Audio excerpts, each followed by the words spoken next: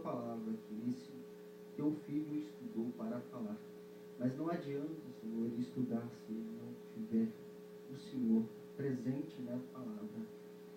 O Senhor que dá a palavra, abençoa o seu filho. Em nome de Jesus, Pai.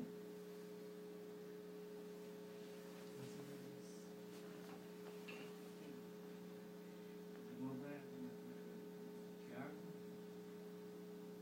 capítulo 1, versículo 2. Eu estava brincando com um em casa que eu tinha encontrado um pregador que estava levando a mensagem por 3 minutos.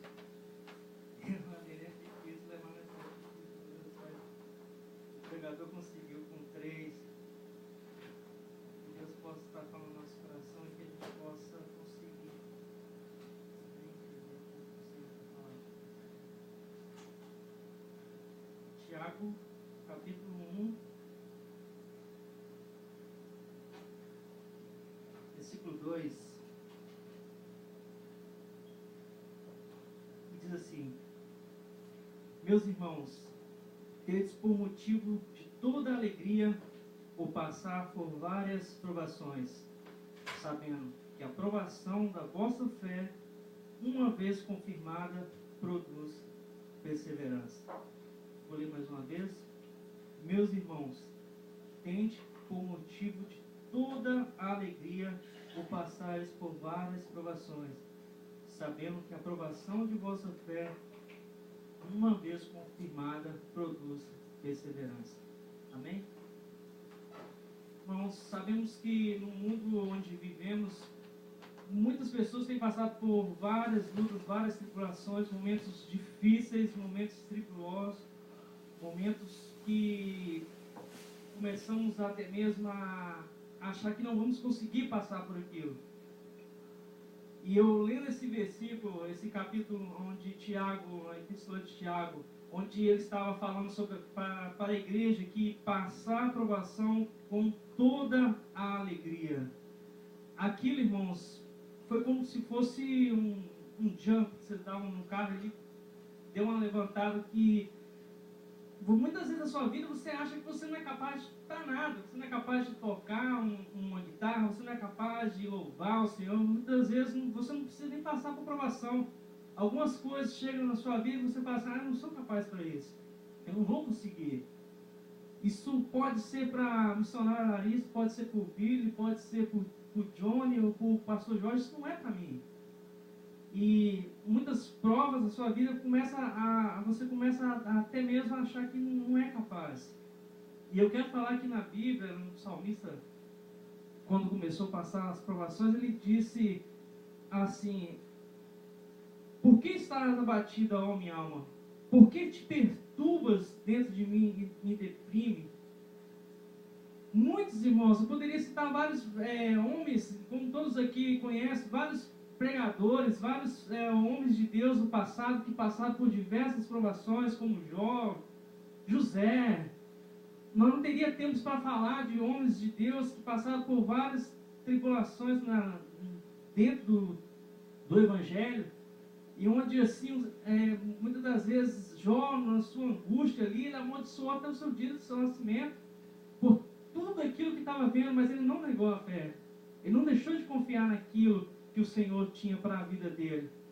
Porque quando passamos por provações, irmãos, quando passamos por dificuldade em nossas vidas, muitas das vezes Deus está chegando para Satanás, igual chegou para Jó, e falou assim: está vendo lá? A minha serva está atribulada, está triste, mas ela está alegre. Aí você para pensar assim, mas triste e alegre? Como assim? O apóstolo Paulo, em sua palavra, ele disse assim: contudo contristado, mas sempre alegre. E dentro desse apóstolo, que para mim é um homem que me admira muito, desde a convenção, desde tudo aquilo que ele, as obras missionárias, tudo aquilo que ele trabalhou dentro do Evangelho, é um homem de Deus que para mim, eu tenho uma grande admiração por fato de ser um homem carnal que conseguiu, assim, com o seu decorrer da caminhada com Cristo, fazer exatamente, entender um pouco aquilo que o Senhor, quando veio em forma de carne, passou para os discípulos. E eu tenho uma grande admiração por ele, porque no momento que ele disse isso, contudo contristados, mas sempre alegres, era um momento que ele estava passando por um momento mais difícil da vida dele. Era um momento que ele estava atribulado, era um momento que ele estava encarcerado. E lá em Atos dos Apóstolos, onde fala acerca que ele foi pego ao chegar numa cidade, ele estava fazendo uma obra missionária, e quando ali ele encontrou uma mulher ali que estava possessa de demônios, cheia de demônios, e ali aquela mulher, ela dava um certo lucro para aquela comunidade, porque ela era adivinhadora, ela conseguia enganar as pessoas com a sua adivinhação. E ali, quando o apóstolo Paulo e Silas chegou naquela cidade, ele vendo aquela mulher, logo ele expulsou aquele espírito maligno dela, e aqueles senhores, ao ver isso, eles se colocaram uma grande raiva dentro do seu coração, e assim pegaram o apóstolo Paulo, açoitaram. O pastor Vans citou algumas palavras quando ele pregou a respeito do que o apóstolo Paulo passou em relação a quando eles pegaram e açoitaram, colocaram ele na prisão. E ali, quando Paulo e Silas estavam presos, muitas vezes ali, depois de toda a caminhada, de tudo aquilo que ele tem feito para Deus, e ainda por cima libertando aquela mulher de uma situação que estava constrangedora, enganando aquela população, ele vai, é pego, preso, açoitado.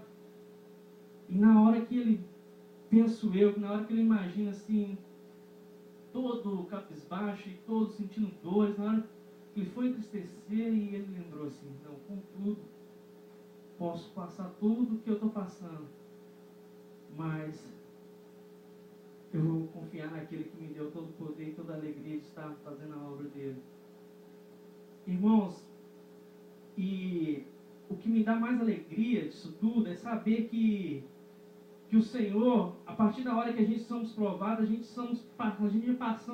passamos por uma situação de provação, e essa provação, ela começa a gerar, ela começa a produzir dentro de nós uma fé inabalável, uma coisa inacreditável, porque na hora que você olha para um lado, olha para o outro, e você não vê ninguém, e só vê você mesmo naquela situação, e ali, contudo, você ainda tem ar, força para respirar, ainda amanheceu mais um dia de vida, você fala assim: não, eu posso todas as coisas naquele que me fortalece, porque quem me dá essa força é o Senhor.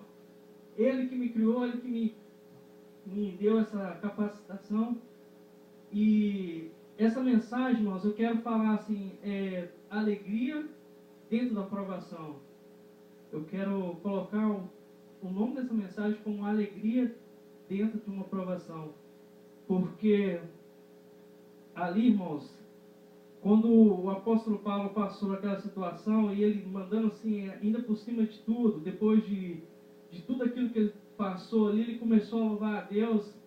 E como os irmãos conhecem a mensagem, eu não preciso ler ali, os irmãos sabem o que aconteceu naquele lugar, que quando ele clamou, ele começou a louvar o Senhor, as portas começaram a se abrir, houve um grande terremoto naquela ocasião, e ali o Senhor abriu as portas daquela prisão. E imagino eu, depois de tudo que passou, e ali o Senhor fez aquilo, e ele podia por si mesmo sair daquela situação, fugir dali, mas acima de tudo ele pensou: não,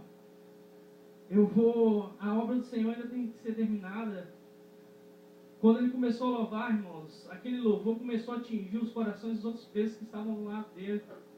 Imagina você, uma pessoa que você olha assim para o lado, assim: pô, está passando tribulação, está cantando, está passando tribulação, está louvando. Irmãos, isso produz uma perseverança tão grande na vida da pessoa que está do seu lado. Você não imagina como, porque a pessoa por si vê assim: não, pô, se ele está nessa situação, ele está fazendo isso, eu vou começar a fazer, eu vou começar a agir também, porque se Deus foi fiel com a vida dele para capacitar ele dessa maneira, o Senhor tem mais para nós, o Senhor tem muito mais para realizar na nossa vida. E foi o que aconteceu naquela ocasião. Aqueles presos ouvindo ele todo açoitado, preso, amarrado, todo machucado. E acima, depois que o Senhor ainda fez a obra, abriu a prisão ainda, e ele não escapou, ficou ali dentro. Irmãos, ali começou uma grande obra ali que o Senhor, aquelas pessoas que estavam naquele lugar ali, todos se converteram, todos queriam conhecer o Deus que Paulo servia, que Paulo e Silas serviam. Irmãos, a palavra alegria, ela é citada várias vezes dentro da Bíblia Sagrada. Dentro do livro de Filipenses, a Epístola de Filipenses, que foi um dos livros que possamos dizer que é a Epístola da Alegria, que foi uma carta que Paulo mandou quando estava na prisão para aquela igreja. A gente vê a palavra alegria, ela aparece ali por mais ou menos umas 21 vezes, mais ou menos, a palavra alegria. E você possa imaginar assim, como que pode uma pessoa presa falar tanto em alegria, tanto em felicidade, expressar alegria 21 vezes. A gente vê que em Filipenses, capítulo 4, versículo 1, ele diz assim: alegrai-vos sempre no Senhor. Outra vez, digo-vos, alegrais. E já no versículo 10, ele diz assim: alegrei-me sobremaneira no Senhor, porque agora uma vez mais renovaste ao meu favor o vosso cuidado, ao qual também já tive antes, mas me faltava oportunidade. Digo isso não por causa da pobreza, porque aprendi a viver contente em toda e em qualquer situação. Tanto sei estar humilhado, como também ser honrado. Contudo, em todas as circunstâncias, já tenho experiência, tanto na fartura como na fome, assim de abundância como de escassez. Eu tudo posso naquele que me fortalece. Imagina, preso, machucado, humilhado pela a população, e mandar uma carta dessa fervorosa, cheia de unção de Deus para a vida daquelas pessoas. É algo sobrenatural, irmãos. Quando a gente vê a palavra de Deus, quando a gente começa a ler, automaticamente ela começa a nos erguer, nos levantar, nos colocar de pé. E a gente imagina tudo que a gente passou, a gente fala, não é nada semelhante àquilo que Deus tem para nossas vidas. Não é nada semelhante àquilo que Deus tem para a sua vida. Deus tem o melhor para cada um. Às vezes a gente ouve isso tantas vezes na nossa vida, já escutamos várias vezes, várias pregações, e às vezes ainda falta a gente entender que o Deus, Ele está olhando para cada um de uma maneira individual, de uma maneira poderosa.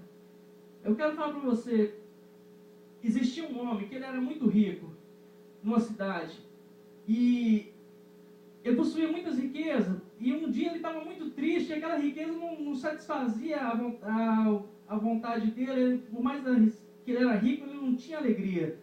E aí começou a procurar na cidade pessoas que pudessem conhecer alguém, que pudesse alegrar.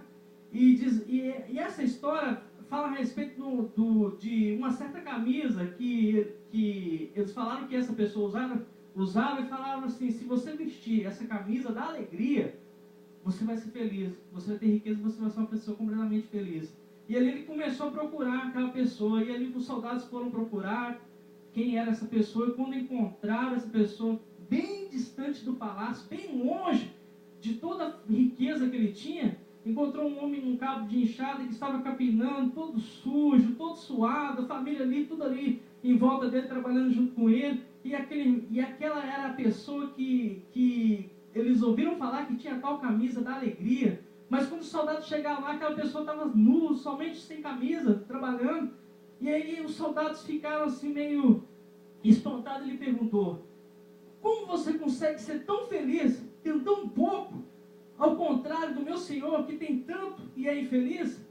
E ele disse: somos felizes porque tem o reino de Deus em nosso coração. O reino de Deus, irmãos, consiste não no comer e não no beber, mas na justiça, na paz, na alegria que é o Espírito Santo. Romanos 14, 17, amém?